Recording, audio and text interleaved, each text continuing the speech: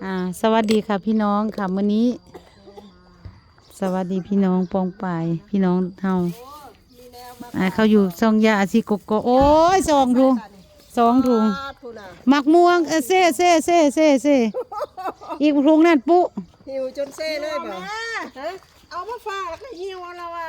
บ่มีมือเด้เฮ็ดได้โอ้ยเนาะหิวซอยบ่ได้บ่ได้ซื้อซาลาเปาฝากลูกว่าสิซื้ออ้าวซาลาเปารสเด็ดว่าซั่นเดี๋ยวมาฝากเอามาฝากไว้นี่สักก่อน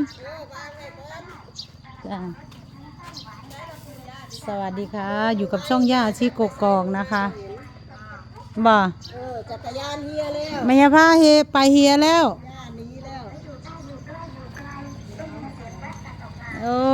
ซาลาเปาใส่อีหยังแน่พ่อค่ะไส้เค็มกับไส้หวานครับขายจังได๋เปล่าลูกละ10 บาทเอาขนมจีบ20แล้วก็เอาจีบละบ่ไส้เค็มจีบแล้วไส้เค็มไส้หวานแหละอย่างละลูกที่กินหน่อยเด้มี3ก็ซื้อ2บ่แม่นอยู่บ่แล้วก็ลูกเรากินหรือเปล่าลูกสั่งไว้ซื้อลูกชิ้นแต่แม่ซื้อขนมจีบให้ในตลาดนัดมันแรงลูกชิ้นไปตลาดได้แต่ว่าน้ำจิ้มมันน้ำจิ้มราดน้ำจิ้มมาค่ะราดน้ำจิ้มเลยเด้อแยกโอเคครับเพื่อสิไปฮ้อนอืดเบิดแล้วของข่อยก็เอา20เด้อน้ำจิ้มเป็นยังไงถามผมว่าเพิ่งบอกลงตลาดปะอันฉันเอาบะเจ้ากับบะต้องทอนเอาเป็นไข่เค็ม2บ่ได้แม่นบ่เค็ม2แม่นบ่ครับอันนี้20หวาน1หวาน1เค็ม2ก็เค็ม50กันบ้านตัวบ่ต้องพอเลยมันสิบ่พอกันเหมาทั้งร้านปูเราบ่กินบ่เรากินบ่กินที่เก่าแล้วเล็บปูอยู่ในโอ้รถมาโอ้ยฮ้อนเด้รถกระจอดซื้อคือเฮานี่ล่ะนครพนมเขาก็สิซื้อคือเฮานี่ล่ะบ่แม่นเสืออยู่พูนเสืออยู่พุ่นเสือค่ะเสือขนมจีบซาลาเปานี่ล่ะโอ้จะลุงไม่ใช่พ่อ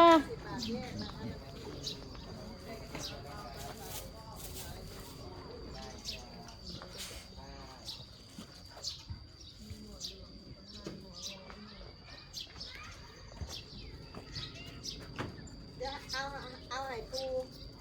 แต่ปูอยู่ซ้ายปูบ่เห็นปูอยู่ในปูเอ้ยขัดเจ้าบอกมาภารกิจทุกคนไปแล้วได้ใช้เอารถยูออกมาเบิ่งกันนะเอารถยูออกมาปูเอาออกมาเบิ่งดูรถยูจ้ะนะรถเข็นน่ะมาดูให้FCดีใจดูเจ้านางแบบใดออกมาขัดเจ้าบอกมาภารกิจข่อยบ่แล้วได้มื้อนี้ภารกิจป้าแตนให้เอาสิ่งนี้มาให้ปู่กับย่าโอ้สิได้เฮ็ดอันแค่ภาษาสิได้เฮ็ดอันข้าวเหนียวมูแล้วบ่ละว่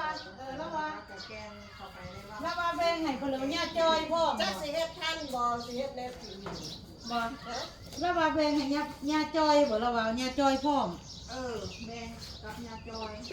แบ่งให้ย่าจอยไผซื้อย่าจอยละว่าให้ย่าจอยในเด้อละว่าน้องสาวเล่าล่ะเจ้าแล้วก็พ่อปูพงแล้วก็ยาจอยเจ้า3คนเอามาแล้วออกมาแล้วบ่ได้ยุ่นคือตะกี้ล่ะบ่มันมีเบรกพร้อมเหรอวะปูนั่นคล่องแล้วนั่นนั่นจะไปหาหมอเดียวนี่ฉีดยาเนี่ยคลินิกนี่อันไม่ยายบอกไม่ยาผ้าบอกเราเป็นเผลอเราไปเพื่อเราเป็นยังเราไม่สบายบอกหรือเราผู้ใดพาไปขี่จักรยานไปขี่จักรยานตบในทางกระแตนะดอนนะเขาเอามะม่วงนะดอนเขาเก็บมะม่วงนะ นั่นแหละว่าเนาะเอาย่าอันปูอันเอ็ดยางโซ่เฮาทุกค่อยเบิ่งรอบนึงอย่าเคิมนาง โอ้ยเราสิยังจะมาว่าให้ยางโซ่อีกยาขนาด ยางโซ่ปูขอบคุณคุณพี่เพชรสมรชัยพรคุณสำราญชัยเดชนะคะ มอบให้ปูนี่ ได้ยาง เป็นอะไรของบ่ นะครับเรื่องเนาะ คักอยู่บ่ปู ครับ มักม่วงจ้าน่ะมักม่วงอันปะเต็น ไม่มาปวดอะไรเลย ใหญ่หนักกว่า ให้ภาษาเฮ็ดอันข้าวเหนียวมะม่วงให้กิน เรียกหมูม่วงเลยทั้งเถื่อกันเลย บ่แล้วว่าให้ปูกินกับข้าวว่าซั่นข้าวเหนียวมะม่วง เดี๋ยวเขา ยัดข้าวเหนียวเข้าไปมะม่วงเข้าไปกับข้าวเหนียวมะม่วง บริหารตะมูล หับเราตาแต่มูลเป็นอะไรได้รถคันใหม่น่ะ ดี ใครอยู่เด้ติ ใช่ให้รู้ เออ จะกินแม่เลยโจมเนี่ย ฮะ สีขาก็ได้โจมเลย ขึ้นสี่ขาแต่ว่าอันนี้บ่ได้ยกไปอยู่ไปเลยบ่ อยู่ไปเลย โจมสุด สะดวกสำบายเนาะปูเนาะ โจมสุดข้างหน้าสิไปเลย ไปเลยแม่นบ่ เข้าห้องน้ำห้องในก็ ณเข้าห้องน้ำห้องในเด้สะปู เอาทุกคนเพื่อนไปแล้วพักน้ำสูง ไปบ่ได้บ่อ๋ออันนี้ มันยกบ่ได้ อันนี้ย่างแถวนะเฮิรนบ่ย่างเลาะเฮิรนเลาะซ่านไปนี่บ่โอ้ ถ้าห้องน้ำเอาตัวนั้นพกเกิน เพราะว่ามันยกได้ตัวนั้น ไปกับรถคู่ใจปู่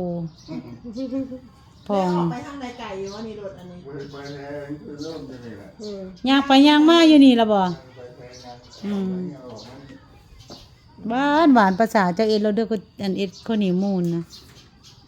คอย อืม แต่ว่ามื้อนี้บ่ได้เฮ็ดดอกค่ะ คุณยูโรว่าอยู่แล้ววะอันเอ็ดข้าวเดียวมูลแล้วเราก็ได้โอ้ยอันคุณยูโรค่อยเก่งเจือเจ้าว่าเจ้าผัดติแต่ทุกคนมีว่าผู้เจ้าก็เอ็ดมาสู้กิน ข้าวเหนียวแล้วก็มาล้างน้ำแล้วก็ โอ้ล้างน้ำซะก่อน มาล้างน้ำซะก่อนจังสิเป็น แล้วก็แล้วก็เอาเตยหอมบ่ เอานึ่งข้าวเหนียวสุกแล้วก็เอามาล้างน้ำบ่ ล่างแล้วเนาะ มาล้าง บนเดียวตุยๆเลย บ่ได้มูนเลยบ่ บ่ ล้างแล้วก็ไอ้นั่นเลยบัดนี้ล้างเลยเลย ก็เคี่ยวกะทิแหละ อ๋อก ะทิแตก นึ่งสุกแล้วมาล้างน้ำ อืม นึ่งแล้วมาล้างน้ำแล้วก็เอาไปลง แล้วก็เฮาก็ต้มกะทิให้มันแตะ เออ แล้วก็เอาลงไปมูน แล้วก็เอาข้าวลงใส่กัน แล้วก็อันเฮาเอาเส้นน้ำ เคี่ยวกะทิแล้วก็เอาน้ำตาลลงก็เอาข้าวลง อ๋อแล้วก็ซื้อเตยหอม แต่ถ้าเราบ่ล้างน้ำหอมมันจะเหนียวบ่ เออ โอ้เคล็ดลับต้องล้างน้ำ ที่มันดูดน้ำกะทิ เห็นบ่ที่ก็เป็นเม็ดเป็นเม็ดนะข้าวเขาเม็ดงามบ่เขาก็มาล้างน้ำเอายางข้าวออกแล้วเนาะข้าวมันเหนียวเด้ซะ โอ้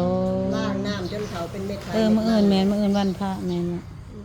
มันจังงามมันจังเป็นเม็ดไข่เม็ดมัน เราไปแต่โดนระบอย่าค่ะ โดนเสียเลย เจอพ่อลงมาบ่อยนะย่าเฮียไปใส่เนาะ แล้วไปง่ายเลย นี่ละเดี๋ยว ได้ข้าวเหนียวมักม่วง จอยน้ำนี่เด้อบักม่วงขอบคุณพี่ พี่อันนางมารเพิ่นเหมาให้ นั่นล่ะ นางมารเพิ่นเหมาให้แล้วได้กินน้ำ ซุ่มเจ้า นั่นแหละ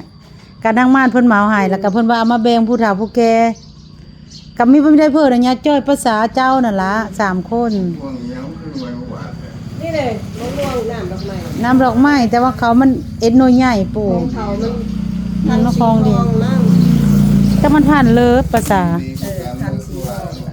ว บ่อันนี้นะผ่านสีทองบ่เอ้ย ำ โอ้ มันสีเหลืองงาม อะเหลืองงามปูอะ พูดแท้ได้บอก ให้ปู ดูง่ายเลย เออ มงยักษ์ ม่วงยักษ์ ปูอะ มักม่วงยักษ์ปู ใหญ่ขนาดเลย แม่น เสียบไปใส่ตู้เย็นเลย แต่เลือกหน่วยใหญ่ หน่วยเดียวอยู่เลยแม่นบ่ กินบ่เบิด อ่าอยู่เลยนะหน่วยเดียวอยู่เลยคลิปนี้ก็ประมาณนี้นะคะ กดไลค์เป็นกำลังใจให้ย่าอาชีกกอกช่วยอยู่กับย่าอาชีกกอกสัก5 นาทีขึ้นด้วยนะคะ เป็นกำลังใจให้บริษัทมนโอมโฮมซัมนะคะ ช่วยสั่งซื้อผลิตภัณฑ์สินค้าของ PP สกินด้วยนะคะ สวัสดีค่ะ